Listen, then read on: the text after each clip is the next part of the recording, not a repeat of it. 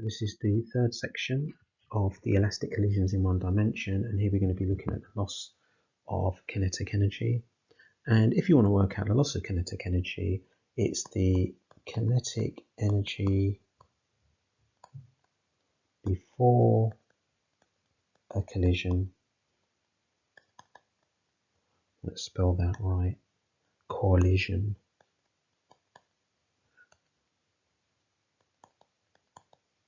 Minus the kinetic energy after a collision. Okay, and so that will give us the loss of kinetic energy. I'll just put KE. Now remember, the way that we work out kinetic energy is half mv squared. So if I've got two particles here, M1 and M2, and before a collision they have velocities of U1 and U2. The direction doesn't matter here. And after a collision, let's say they have velocities of V1 and V2, like this, then the total kinetic energy before the collision is going to be half M1 U1 squared plus half M2 U2 squared. That's a U, not a V.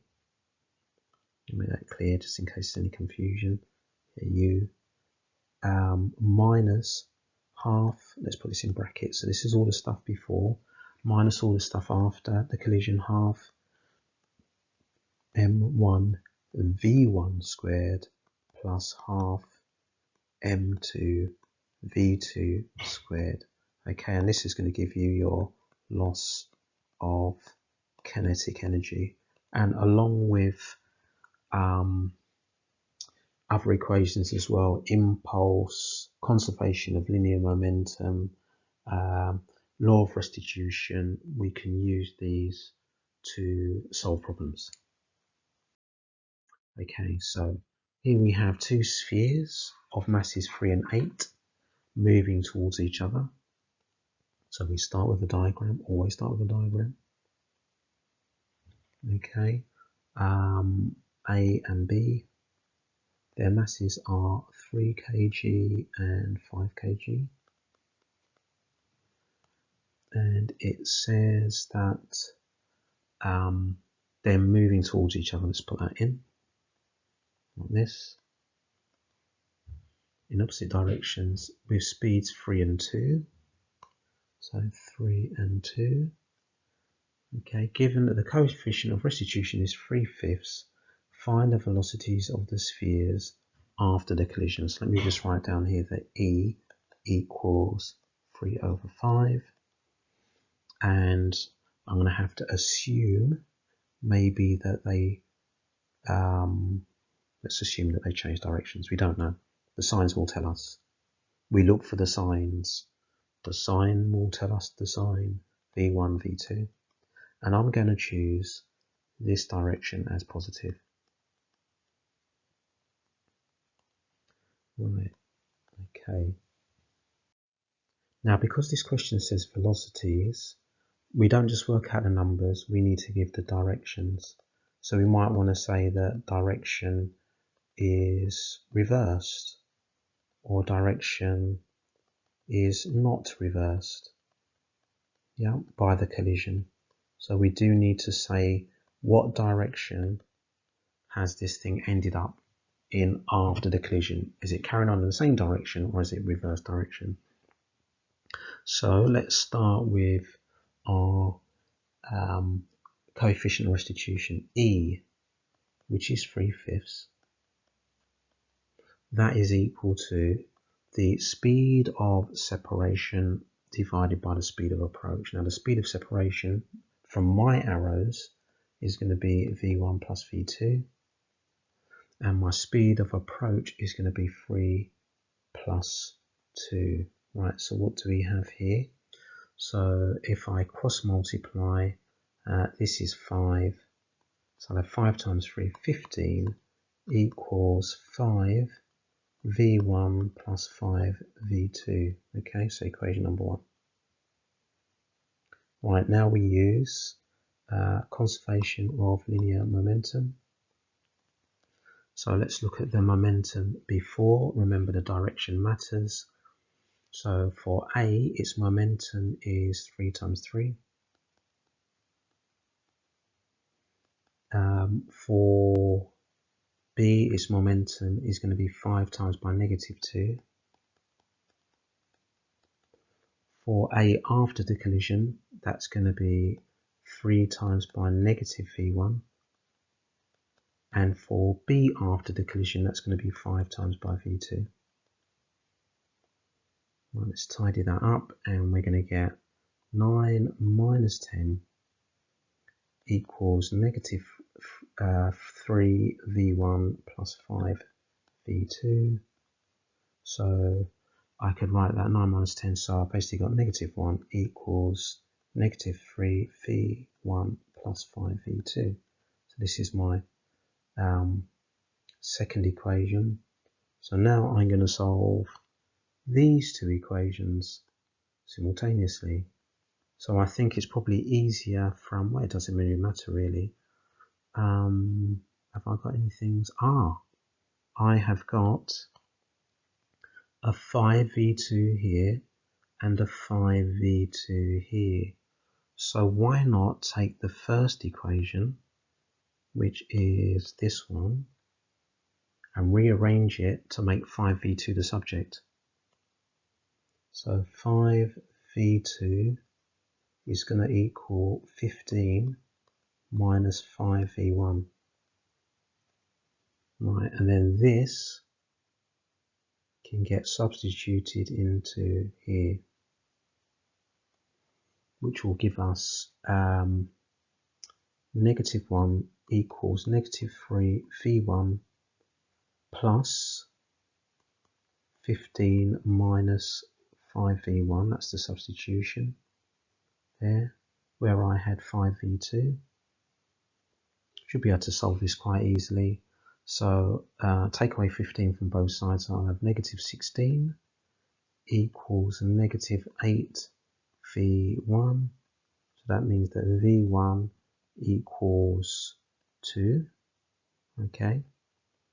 In a moment, I'll look at the direction. So it means my direction for v1 is correct. Okay, its direction is reversed. And then what I'm going to do is substitute v1 into one of the equations. I'll substitute into the first equation. So I'll substitute it into here. So sub in v1 equals 2. And if I do that, I'll get 15 equals 5 times 2 plus 5 v2. Right, so if I take away 10 by both sides, I'll get 5 equals 5 v2, which means that v2 equals 1 meter per second. Now, what does that tell me? That means my directions were correct. So I can say that v1 equals 2 and v2 equals 1, and directions of A and B are both reversed. So my prediction was correct. Right, part B, I want to find the loss of kinetic energy from the collision. So let me just write down my values of V1 and V2. So V1 here, that was 2, and V2, that was 1. So the total kinetic energy before the collision was a half m, which is 3, times by its velocity squared, which was 3. That's particle A, plus half m, so the second particle 5, times that velocity squared, which was 2 squared. and then I'm going to subtract the kinetic energy after the collision. So that's half times 3 times 2 squared plus half times 5 times 1 squared. And I can see it's going to be less because both the velocities have dropped from 3's gone down to 2, 2's gone down to 1. So let's work this out. So I've got 3 times 9, half of that, 27 over 2 from the first bit, and then 5 times 2 squared, half of that's 10. So this was the kinetic energy before. After, got 3 half of basically 12, which is 6, and then half of 5 over 2. Now remember, kinetic energy is measured in joules, so let's do 27 over 2 plus 10, which is 47 over 2. Take away the 6 plus 5 over 2, and we get 15. That means 15 joules of energy is lost in that collision. Okay, a gun of mass 600 kg fires a shell of mass 12 kg horizontally with speed 200 meters per second. Find the velocity of the gun after the shell has been fired. Okay, it's going to look a bit odd, but I'm basically going to model the gun and the shell, like the bullet, as these circles here. So gun, shell, like this. So before the thing is fired, neither of them are moving. Okay, so 0 and 0. So before being fired. After firing, you can think of like after the collision. Now, whenever you see people fire like from a cannon or a gun or something, like you get this like recoil, the person gets pushed back. So actually, even though the shell is going to move this way, the gun sort of moves that way, pushes back a bit. So that's my prediction about the direction. If I'm wrong, it's going to be the opposite sign, but I do know that this is 200 here, and we'll call this V. So we want to find the velocity of the gun after it's been fired. Let's put down the masses as well. So the gun is 600 kg and the shell is 12 kg. So we can use the conservation of linear momentum, CLM. Okay, so the total momentum before is going to be, I'll write this down, but we know it's going to be 0. So mass times velocity of the gun plus the momentum of the shell, that's also going to be 0. And then after the shell's been fired, the because I'm taking, if I look at my direction, if I'm taking this way as positive here, then that means that I'm going to be doing 600 times by negative V. 600 times by negative V plus 200 times by 12. Like this. So basically I end up with negative 600 V plus 2400 equals 0. V is going to equal, so that would be 2400 over 600. So that leaves me with 400. So sorry, not 400, 4. Basic maths, Mr. Hines, come on, sort yourself out. So it should be 4 meters per second. Okay, so that's the speed of the gun after the thing's been fired. I keep wanting to say collision. Part B. Find the total kinetic energy generated on firing. Okay, well, there was no kinetic energy before. All the kinetic energy is generated by the firing. So half mv squared, so half times by m times by the velocity squared. So the velocity of the gun is 4. So 4 squared plus the kinetic energy that you get from the shell. So it's going to be half times by 12 times by 200 squared. So we'll work that out to see what we get. So half times by 600 times by 4 squared is 4,800. And I need to add to that 12 times by 200 squared, and I want half of that,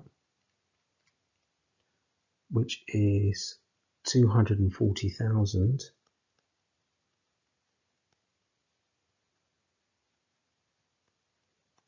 So if I add those together,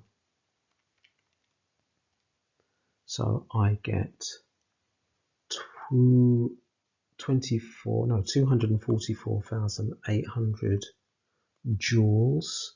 Now you could write it as kilojoules, so you could say that that's 244.8 kilojoules, or thousands of joules. Or you could even round that to 3 significant figures and just write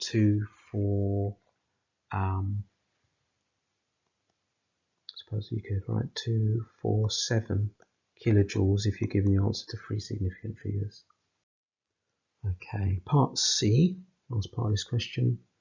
Show that the ratio of the energy of the gun to the energy of the shell is equal to the ratio of the speed of the gun to the speed of the shell after firing. Okay, well, I know that the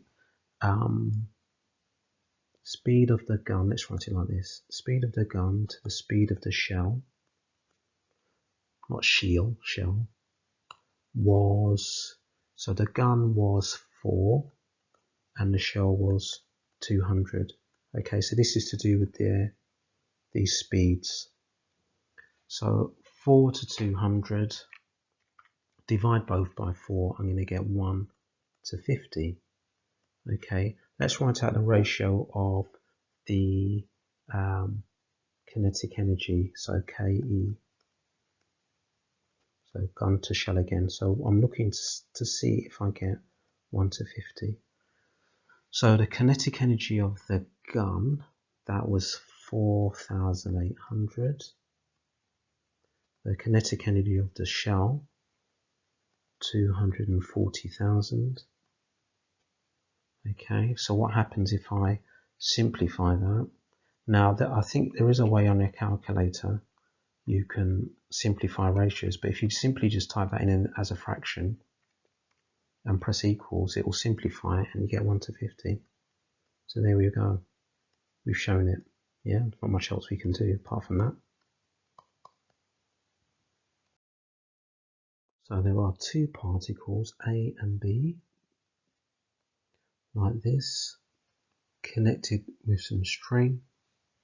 So, and their masses are 200 grams and 300 grams, so we need to change those to kilos. So 0.2 kg, 0.3 kg, and they're side by side when A is projected with 6 meters per second away from B. So B is at rest. So it doesn't matter which way I put the arrow, it's at rest. Okay, and then what happens, as that happens, B is forced into motion. So before this, the string between them would have looked like this, and then it goes taut, and A pulls along B, and we need to find out what is that common speed, V. And I'm taking this direction as positive. So, so the red line represents the string going taut. So conservation of linear momentum, total momentum before is going to be 6 times by 0.2 for A. The momentum of B, well, that's going to be 0, but I'll write it down, 0.3 times by 0. And the momentum after is going to be, well, since they're connected by string, I can treat them as one mass of 0.5 V. Okay, so I get basically 1.2 equals 0.5 V, which means V equals 1.2 divided by 0.5, and I get 12 over 5, which is 2.4. So the common speed is 2.4 meters per second. So maybe I'll write that down. 2.4, 2.4. Okay, in part B, we need to work out the total loss of kinetic energy. So we need to work out the kinetic energy before the collision, which would have been half times by m. So I'm looking at particle A, times by its velocity squared, plus half times by 0.3 times by its velocity squared, so that's basically 0. Subtract the kinetic energy after, so it's going to be half times by 0.2 times by 2.4 squared, and the other particle also has a velocity of 2.4 squared. Right, so let's work that out and see what we get. So basically half times by 0.2 times by 6 squared. Okay, so that's 3.6 plus 0. Well, let's just forget about that. Now in the other bracket I've got half times by 0.2 times by 2.4 squared, which is 0.576, and then I have half times by 0.3 times by 2.4 squared again, and that's 0.864. So let's work that out. So 3.6 minus those two things added together, 0.576 plus 0.864, and I get 54 over 25, which I suppose I could leave if I wanted to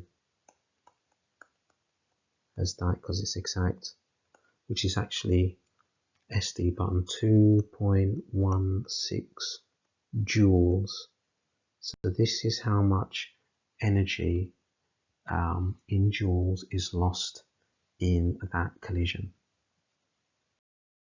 Right, exercise 4C on pages 82 to 84. So the only thing you're going to need is the loss of KE due to collision